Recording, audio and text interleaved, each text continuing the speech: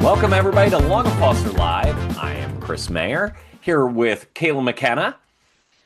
Hi, Chris. Hey, everybody. How you doing? Doing well today. And we've got a really special guest today. Our theme for today's class, or for today's, excuse me, Long and Foster Live, I'm so used to saying today's class, is community and building community. And we have a pro in community building in Alison Sakimura, and we're going to talk to her in a bit.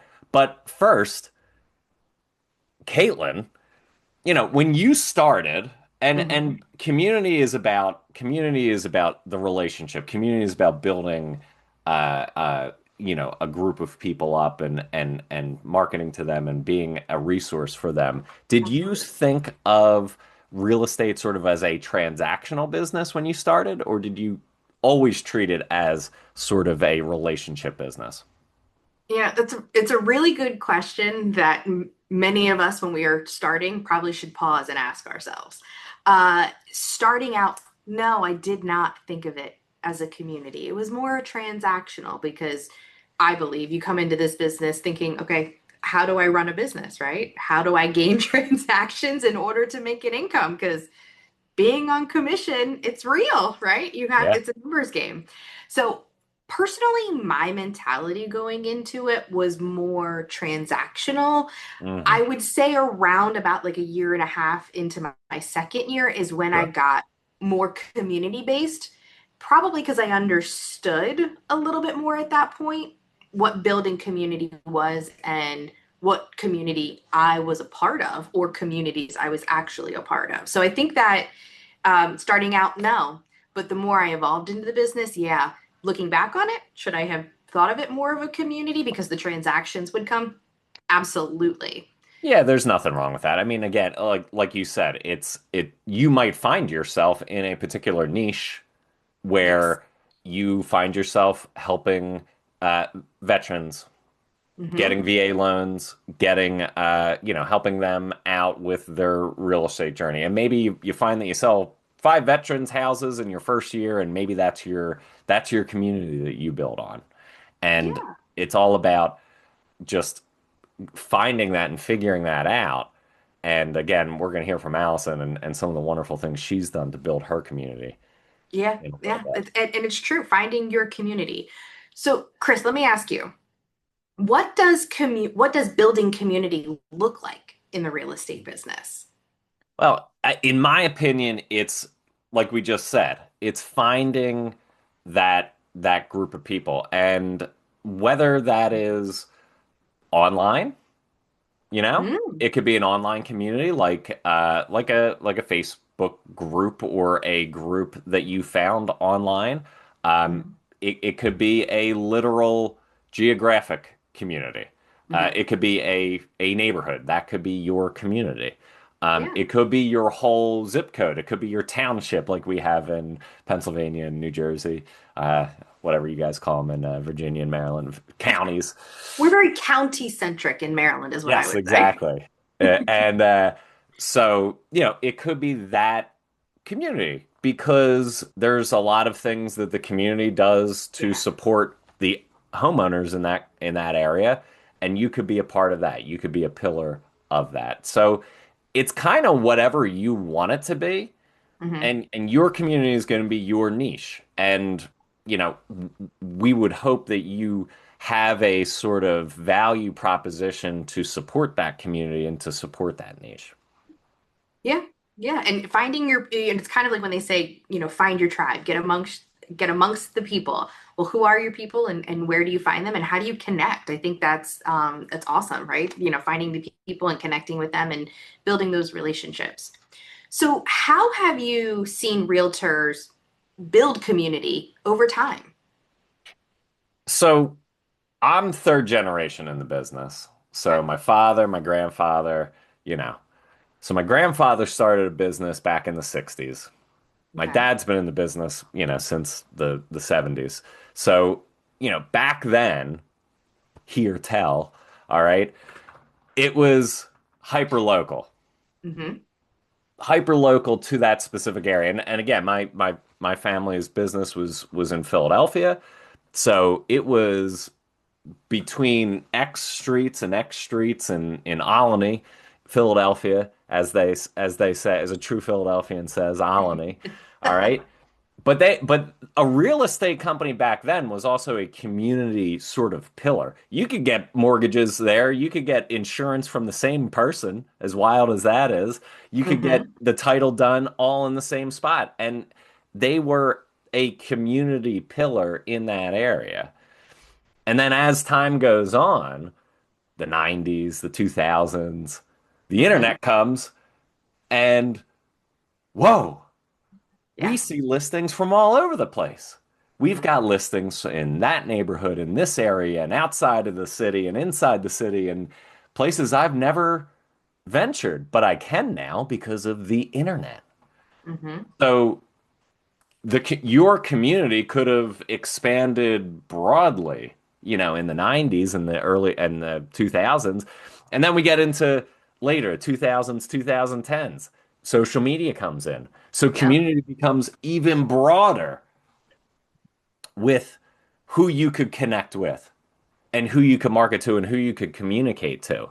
So, like I said earlier, we created online communities Hmm. of people in various locations. Now, a lot of them could be hyper local, but it could also be you could talk to your entire county Yeah. on one little Facebook chat, Facebook group. And now, I think we're reversing all the way back to the 1970s and 80s where everything was sort of hyper local. Hyper local. Because what are people looking for now? Hmm. The expert, the The true, community the expert. human. Yes. The human expert, not the Hmm. computer expert, the expert that is hyper local, that knows the street, that Yeah. know or that I should say that knows the neighborhood, that Yeah. knows the street, that knows the house, Yep. and then has the inside information on what's going on in that area and when properties are going to come up. Because we've been in such a low inventory market that it's Hmm. become very, people want that inside track. Hmm. Hmm. So people are looking, consumers are looking for agents to be the hyper local community expert.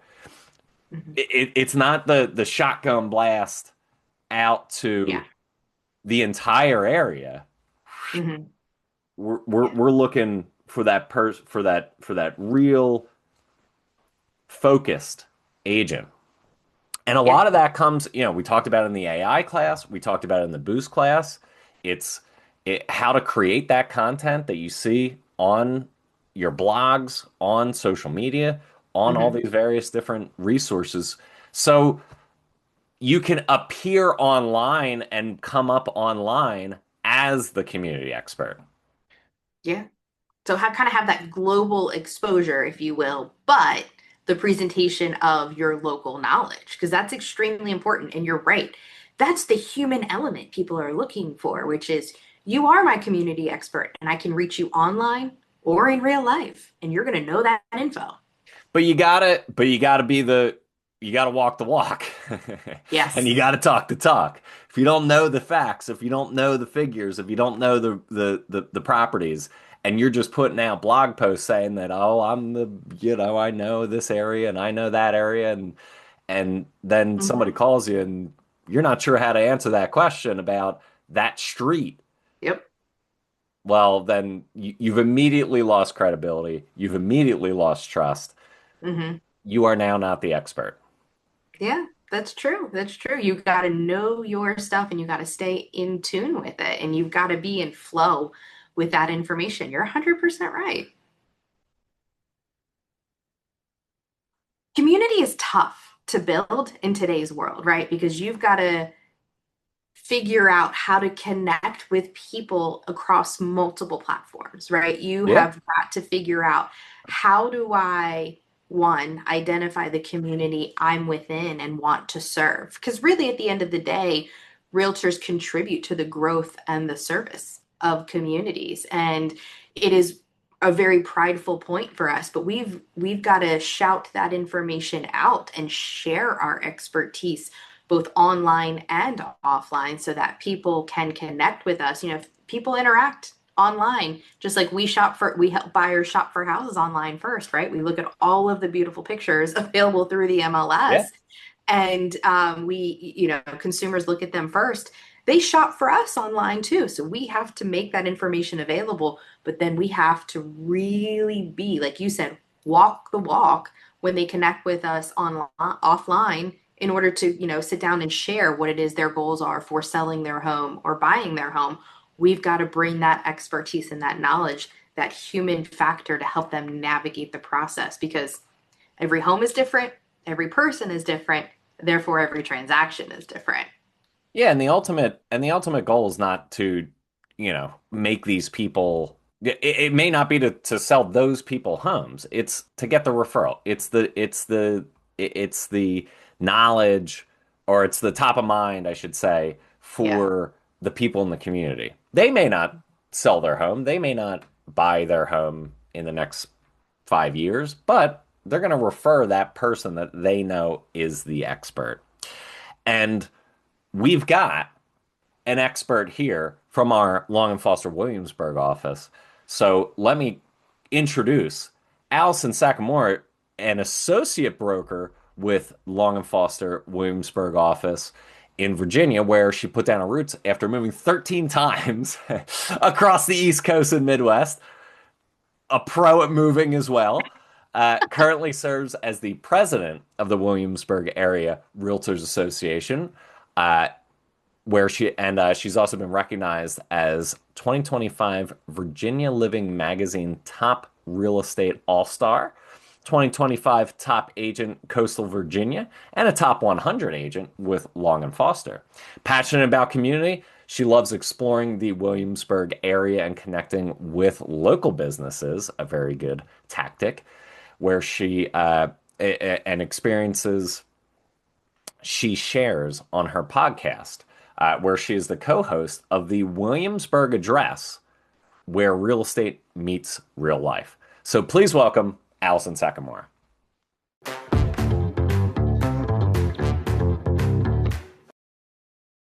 Hey, Allison, welcome. Thank you so much for joining us today on Long and Foster Live. Thank you so much for having me. I'm so excited. Yeah, we're excited because, I've heard nothing about talking earlier. I've heard wonderful stories, and I'm excited to talk to you about sort of this idea of building community and what it looks to you and how you've built your business on that.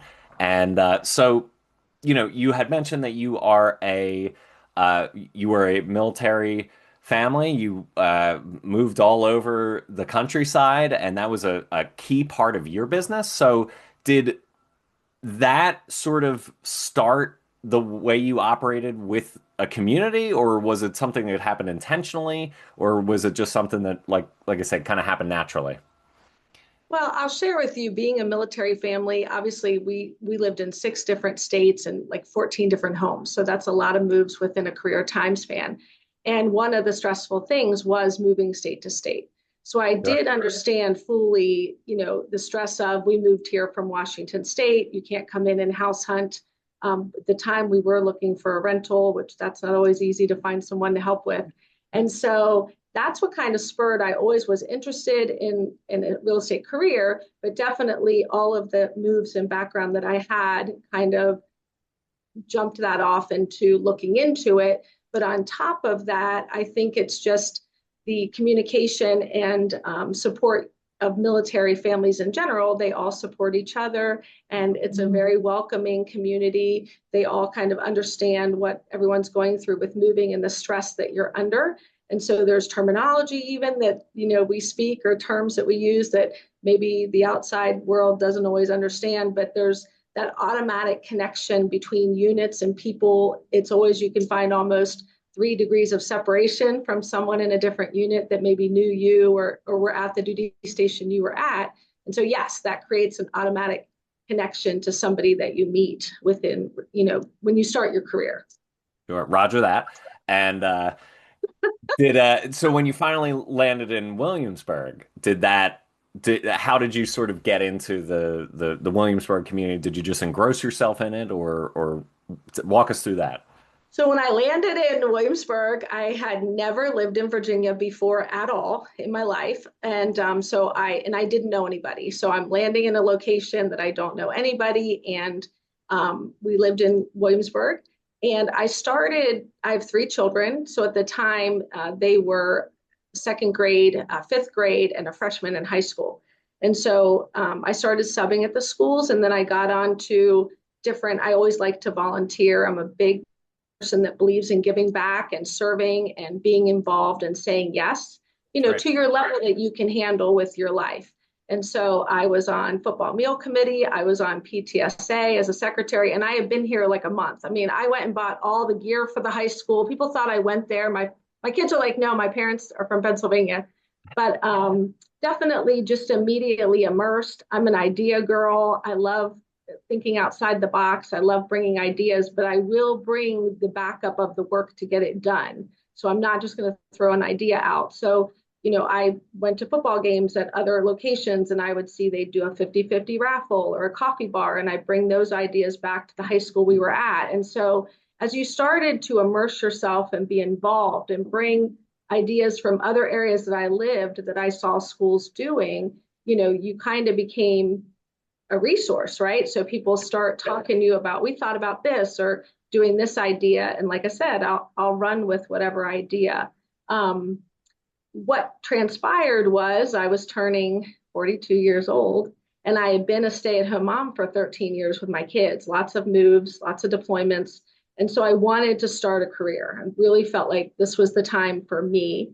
And I wanted to do real estate. So lucky enough, there was an opportunity to start classes. There was a scholarship provided for military families and spouses and active duty and things like that. And so I got my license through that.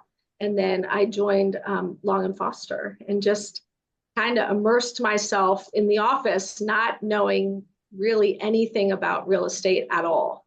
And I didn't know neighborhoods. I didn't know contracts, zero experience. So I was lucky enough that my managing broker, Ron Miscavige, believed in me and said, I think you can do this, and really was very supportive. I had a great mentor. Everyone in the office was very supportive. Tina Straight was my mentor. And so that's what's kind of launched the career. That's amazing. And to have moved that many times and have the resilience to keep doing it, I am in awe of that. So intentionality is an important thing in our business. So what is the first move for an agent that wants to start building community intentionally? I think one of the first things you want to do is you should absolutely study the neighborhood where you live. Like if you are out walking around and people know you've started in a different direction and you're doing a different career, you better have information about what's on the market where you live, what's sold there, what's around the neighborhood. If you're up at the school and you're working around, people and volunteering, and everyone wants to know how the market is. It's one of the main questions people will ask you. And you need to have an educated answer and not just it's good, it's busy, it's moving, rates are up, rates are down. You really need to have a clear, concrete answer to give back. And then the other question is, why do you ask? What are you just curious, or what are you thinking about with your own home? How long have you lived there? Kind of ask questions. When I do that, I think I look at myself as just an information piece. I'm someone they can ask questions without judgment. No question is stupid. So I'm always interested to kind of, I guess, provide information and help them if they're thinking about launching into, maybe they want to buy an investment property and they've been thinking about that. Or maybe their parents need to downsize and they're trying to figure out how you navigate that piece. Maybe they've considered moving, but for a lot of people, the idea of moving is very overwhelming. And so we want to move. We don't love our house. It's just we don't know how to go about doing that. And so I think if you have those educated answers, right, and you're spending time to have a conversation, they're more than likely going to reach back out if they have additional questions. Or someone at their work asks them a question. They may say, I spoke with Alison Sakimura at, the 5K, and she was telling me this about my neighborhood. Maybe you should call her. So that's what I would say. I will say in every conversation and every email, I have never once, I've been doing this almost 12 years, asked for a referral. I know business people will tell you should, but I feel like if they want to refer me, they will. I don't need to put it out there to request it. I think that usually they'll say, I have someone looking, I want to be able to give your name. Do you have an extra business card? I'd love to be able to share your information, or they'll text me, hey, we spoke about this and I'd love to give your information to my coworker. I came back in and I was telling him how the market is because he's been on the fence. And so that is how my name kind of circulates naturally. The trust is so deep and so Yes. ingrained in their brain that Allison is the person that you don't even have to ask for a referral. I think that's absolutely amazing. And where do you get those referrals, and what do you do, or when you do receive them, where do you get those? Do you Zillow, anywhere particular? Generally, the referrals come from, so my first buyer forever, my first buyer was from my mentor who was out of town, and she gave me the opportunity to work with them and, referred them over to me, and I was able to help them purchase a home. And so that referral came from another, obviously my mentor, my Long and Foster agent. Coincidentally, they are listing with me this month to sell. So we're at year 12, and I helped them buy, and now I'm helping them sell. And I've helped other coworkers of theirs sell as well. Another opportunity I have for my first listing was the quarterback of the Bruton football team, his parents, and they called and asked me to come for a listing appointment. And I went, and I was nervous, and they said, we're going to sign today. Did you bring the paperwork? Which I never bring the paperwork. Like, I would never bring paperwork. I don't ever pressure sales. I always will say you should interview 3 agents. Everybody works differently. We're all independent, and what they may provide or the connection you may have may be different. So if somebody says, well, I recommended you, but you have to compete, great. I love to compete. I think that that's a positive. It lets you polish your skills. It lets you speak and see how clearly you can get the information across to somebody. I would host open houses. So a lot of times if I could speak to someone at an open house and kind of make that in-person connection, I would say generally they would turn into a client, just because I would follow up immediately afterward with an email. I'd try to figure out what they're looking for, go back and send listings so they could see what's on the market. Again, you want to be prepared with where you are and having information. The point is you should have the most information. And if you're providing it in a very knowledgeable way, you are going to become the source, to that person. And what you're sort of talking about is pure authenticity. Yeah. There's no nonsense. There's no No, marketing scheme. There's no ploy. no. There's no nothing. This is Allison, and this is Allison all the way. Yes. Yeah, I just think I got into this to help people. That's truly why I wanted to do it. That's what's driven me to do it. I think I've helped people, downsize, buy investment properties, their kids are buying properties now, sell their parents' home. I have families that I've helped, not only the parents, but their children buy. And so that my name just keeps floating in that direction. I would say with military, yes, if anybody, I live on a peninsula where every branch of the military is here. So anytime someone would get orders or hear my name, know that it's near where I am, they would automatically, oh, she's in that area, she should be able to answer questions or help you. And so if I couldn't help them, I could help refer them to someone else that's near the base where they're going or provide information. I do mail out when I get a buyer out of area. So I'll mail out a package with the Long and Foster blue folder. We have really nice maps of Williamsburg that have the town on either side with all the streets.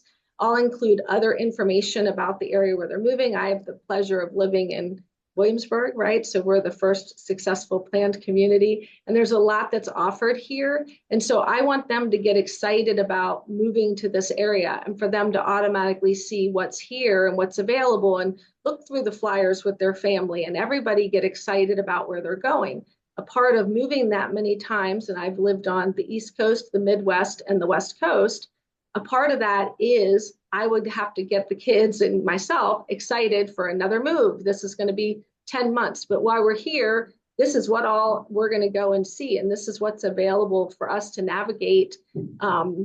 And what an exciting, time to be able. Also, when we're moving, we tried to make a trip of it and go and see things along the way, so that it's not just getting in the car and driving, right? The whole point is, a lot of times it's about the trip, not the destination. So I do believe in, again, it's providing information and being a resource. And when you do that, I think people do trust you. A buyer consult, I now do, and I know it's confusing with commission, and how do I explain commission and the buyer's agreement, and how do I get someone to sit down and sign that? And part of that is they need to want to work with you. And so I set up buyer consults. They will come to my office. We will set aside about 2.5 hours, which sounds like a lot. And I go through all of the documents. I go through a purchase contract with them so that they can see that the buyer agency is now on the purchase contract. So yes, you have the opportunity to ask for seller assistance, but at the end of the day, if they don't give it, you will owe Long & Foster, my brokerage, a commission for my services. And so I just make sure they clearly understand that. I have the wheel of the buyer guide that goes through the whole process, and I talk through what that looks like. I open the MLS so that they can see the hot sheet. They can see how we're going to search for properties. I explain that we're a team. I explain that if they find a FSBO, they need to give me the information. So it's a very big consult, and I want them to come with questions. I love questions because I want to make sure you understand. And so I enjoy being able to share that knowledge. So I know that in this time frame, everyone's moving very fast. A lot of buyers are kind of more skittish, I think, about signing agreements, even though this has been in place, but they don't really understand the difference now. And so it's our job to make sure that we're clearly educating the reasons, and you can do a shorter term for a buyer's agreement. You can do it for that property, but at the end of the day, I can't work with you without it. You will have to sign it for us to go and open doors. They can take it home. They can review it at that point. And then if we want to sign it and they still have questions, we can always do authentic sign. I pull it up on a FaceTime that we can see each other, and they can ask me questions during that time. That's wonderful. And I have to say, what's beaming from you is the confidence as well, too, right? You know your craft, and that really is the authenticity coming out that Chris had mentioned earlier. So I love that about this conversation. But I do want to ask, being service oriented and community oriented sometimes can take a little bit of time to see the results in your business. How long did it take for you to see a return on your devotion to this community-based selling? How long did it take for you to really feel, okay, I'm running a business here? I would say it was kind of funny my first year. And again, as we all said, I moved here and didn't know anybody, right? So I came, and then when I got my license, I moved here in August of 2013, and I got my license in May of 2014. So a pretty short amount of time. But again, I had been volunteering and subbing originally. I stopped doing that. I continued volunteering. I also started a social committee in my neighborhood. And so we were doing, bunco and different activities for the kids within the community. But I would say my first year, I had the craziness opportunity. I closed 11 deals my rookie year. 11 deals without knowing anybody. And so what I would say is it launched off from that. It was just, again, I had a military wife that gave me the opportunity to list their home. And she found me through a military page that someone had said, Alison Sakimura is there and she lives in the area. You should talk to her. And so given, open house opportunities and things like that, I didn't get my first listing in my neighborhood until year 2. And I had went to a gold team. I had made gold team, and they talked about the farm. And kind of how I look at real estate is that you're given a vacant piece of land, and you're not told what you have to grow, and you don't have services to it. Like you don't have farm animals or flowers or water, and you have to figure out what you want to put into that business and how you're going to grow it. And it takes a lot of time, but you're going to build your farm and eventually it's fully operational, right? And you can have more choice. So in the beginning, I said yes to everything. You know, if somebody was looking at land, yes. A short sale, yes. Buyer, seller, investment, anything it was, because I was very confident in the leadership at my office that if I had questions or needed guidance, that I was going to get the answers I needed to pursue with the transaction. So I could meet with people and feel very confident about being able to make their dream or goal a reality. And I think that that's the piece of it. You need to go in very prepared to have the conversation, to be direct with your answers and questions, whether you need to practice ahead with another agent in your office and kind of have them shoot questions at you. But you should go in feeling confident and knowledgeable. And if you're not, you need to say, I don't know that answer, but I'm going to circle back with my managing broker or my mentor, and I'm going to get back to you tomorrow by 3 o'clock, like give a deadline. I think it's also important to control your calendar as much as you can, but also the market moves very fast, and a house may come on the market at 4 o'clock tomorrow that my client wants to go see that I'm not tracking today. And so I was always a yes, I'll make it happen.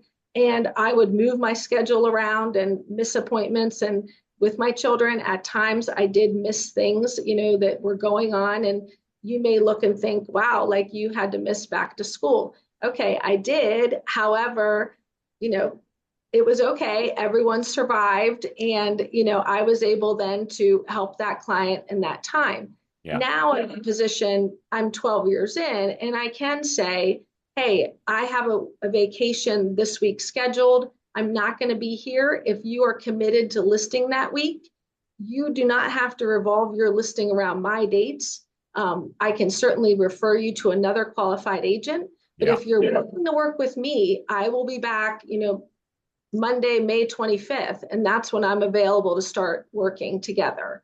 And so I do find that now I'm able to probably be more selective and control my calendar a little bit better in that way. Where in the beginning, I was much more of a yes all the time, you know, but that is what built the farm. I mean, I had to work hard. I came into the office every day. I still am a person that comes in the office a lot. I do see being around real estate and having those conversations consistently are what provides you the answers when you're asked questions out in the public. You know, that how is the real estate market? The last thing you want to say is good, busy, you know, active, picking up. Like, what does that mean to the lay person? They don't understand. And so if you're able to speak that, you know, we found that we were, you know, more in a seller's market in the fall. In our area, we got our first snowstorm first weekend of December, which slowed down the market because we haven't gotten snow in about 6 years. And so that was a little bit shocking. Went into the holidays, went into an ice storm. Buyer confidence started to come back. I think they were getting used to rates at that point, and then the war kicked off. So it changed buyer sentiment a little bit, but we're now in a place that we're seeing buyers out in the market, schools coming up on, you know, ending. And so it is a time where we are seeing more inventory coming on the market. And if you definitely are considering looking, this is a great opportunity if you've been on the fence. Hey, there's the elevator pitch right there. I mean, There it's you like go. I now know what's going on in Williamsburg just like that. Yes. Beautiful. Yeah. So, just to finish things out here, we always ask the same two questions, and it's real simple. What do you find, or what would you see as the single most productive activity for both new agents and currently productive agents? You've hit on a lot today, and I think you've Okay. hit on almost everything, but I want to hear kind of your summary of it. I would say is you want to stay connected to people and you want to be engaged. You know, you want to, I'm always asked, I'll tell a story. I was asked by one of my clients to find a bunny sitter for her trip for 3 weeks. Do you happen to have a bunny sitter? I know you have a lot of different contacts.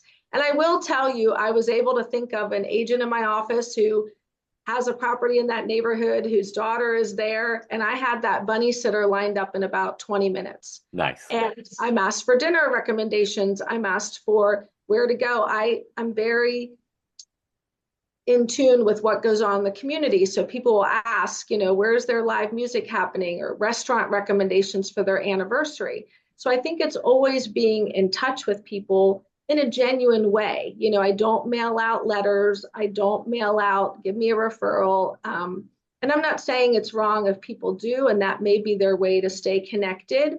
But for me, it's more about, I may see that I'm Facebook friends with some of the clients that, they will Facebook friend request me. I don't request them necessarily, and obviously not during the transaction, but they may stay in touch, and I may see, their child is getting married, or they got a new dog or something like that. And I'll check in, call and check in and say hello. And, how are things going? Or I'll see a listing come up that maybe a client looked at during their search 5 years ago, and I'll remember that, and I'll send them the house and say, look what's back on the market. Do you remember how much you love this house? And you should see the changes they made, or in the MLS, if I see them come up, I'll send them over to them with a little note. And so I think it's just a genuine way to stay in touch with people. Again, you want to be able to give out really good information. I do think it's important online that your branding appear the same. So you should have professional photo. Your professional photo should be your headshot on your own Facebook, so that when you're commenting on things, they constantly are seeing your face. It should be all of your socials should have the same face. So no matter what you're on, it's your face. So people would say, I see you everywhere. Or, you comment on something that maybe you're giving good information, or you're recommending somebody, and somebody may tap on you to find out about you and see that you do real estate. And then you might get a question on the side. Hey, I saw you answered a question about this restaurant, but I do see you do real estate. And we had a couple other questions. On profiles, I think it's important, new agents, to get reviews and make sure, that once they have a closed sale, you need to ask that client for a review, and you need to be promoting. There's also promoting that you are doing business, but you want to do it in a light way. Like, I don't promote every time that, I close something necessarily, because that is your job. Like, I should be closing houses. But I may tell a story about my buyer was a first-time home buyer, and we were able to secure a house in this market that was very challenging. And in that case, she didn't want the house online because she's going to live there. So maybe you're just promoting the client themselves. Out of that post came another person that reached out that their daughter was trying to buy, and a first-time home buyer, and they saw that I helped someone, and so they wanted to refer me their own daughter. And so I think it's just sharing stories and maybe successes about what you were able to do, but also I share about my children and my life, or like live music that I went to see, or a restaurant that I recommend. So it's not just business, it's really a connection where people feel like they get to know you just as you get to know them, Sure. through their socials. So Caitlin and I were discussing before you came on being a community pillar, and that absolutely seems like what you are, Allison. So thank you for being representing Long and Foster, and representing the Williamsburg community as such a community pillar. So that's Well, thank you so excellent. much. And I will share one other thing, and I know you asked about connecting to the community as a piece. I did get involved in the Chamber of Commerce. I was in the leadership class. I was selected for that.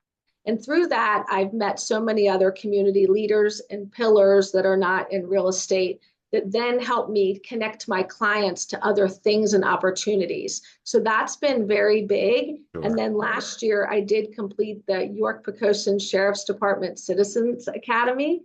And so that was another great, unique opportunity to learn about our community in a different way. I am a forever learner. I find things fascinating, and I just love learning how things work. And when you do that, that information that you are gaining, you are then able to help others. And I think that's the biggest piece. And when you're doing that in a genuine way, people will respond to you. They will reach out to you. You always want to answer your phone.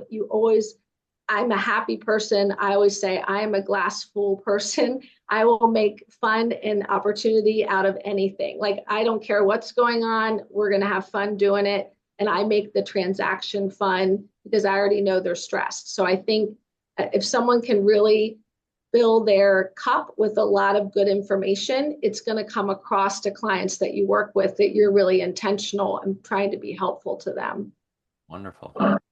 Well, thank you. Thank you again for joining us today. And lastly, real quick, where can we find the Williamsburg Address podcast? Oh, yeah. So Kayla Jones and I started a podcast this year, kind of as a way to give back. So we talk about all different subjects, whether it be the area themselves, what to do here, but also we've interviewed a flooring company, fencing company, because it's a little bit of a consultation ahead of time that maybe someone has questions. We also interviewed her dad, who does a driving school. So there's really good information out there, and it's a Nice. funny banter. But it's called the Williamsburg Address, and we're on all the different socials. But you can also find the podcast on Spotify, Apple Podcasts, YouTube, Amazon Music, and iHeartRadio. So if you Wonderful. follow us on there, we do talk. There is one of the episodes we talk directly about being new agents and how we built our businesses and kind of what we had to do. The farm comes into play.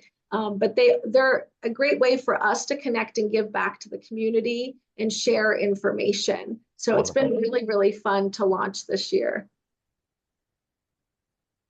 Awesome. Well, Allison, thank you for taking the time and telling us how to tune in. Yeah, thank you so much. I really appreciate the opportunity. Thanks, Allison. Whew. Allison was awesome. That's an understatement, I think. Wow. What a info jam-packed. My mind is like going a million miles an hour right now. It was awesome. So, first thing, Allison just oozes with authenticity and genuineness, which I sadly feel like we kind of don't see in real estate often enough. It's kind of this dog eat dog mentality, and I Mhm. like that she sort of kind of brought it back to the core of a Yeah. good real estate agent, which is helping people Yeah. and helping them get into the business. So I wrote a few things down here. A recurring theme, would you agree, is being ever present in the office? Yeah, being present, involved, always learning, like showing up to this business keeps coming up in Yeah. everything we talk about. Yeah, I agree. I love, and you can see how it pays off. 12 years later, she's selling her first, the home that she helped her first buyers ever buy. Well, in the first year, also gold team status, Yeah. pretty incredible. So Mm-hmm. that was great. Never asked for a referral. Uh, Uh-huh. Even though I screwed that up, I was thinking reviews in my head when I had asked that question. I'm glad she knew what I was talking about. But never asked for a referral. And again, that just goes to that trust, Yeah. pure trust. Absolutely. And she did that being brand new to the area, right? Yeah. Jumped right on in, took that confidence to, to the next level and said, I'm going to do this. That was awesome. Yeah. One thing that I love, and I know you agree on this, is 2.5 hour. Now, maybe it's not all the time, but Mhm. 2.5 hour buyer consultation. Look, a buyer consultation, a Yep. sit down, a focused interview, so important in real estate, especially now, especially with the changes to the buyer agency agreement, especially with the compensation conversations you have to have. Yeah. And it's something that you and I have talked about before, which is you have to slow it down. One of the hardest things in today's world can be helping people take a pause, right? Take a beat, take a breath, we slow it down so that we can move faster because you really do have to move fast once you are ready to either find a home or sell a home. And so I taking that time is extremely important to helping people achieve their goals fast, which ultimately helps you as the realtor run a really solid business.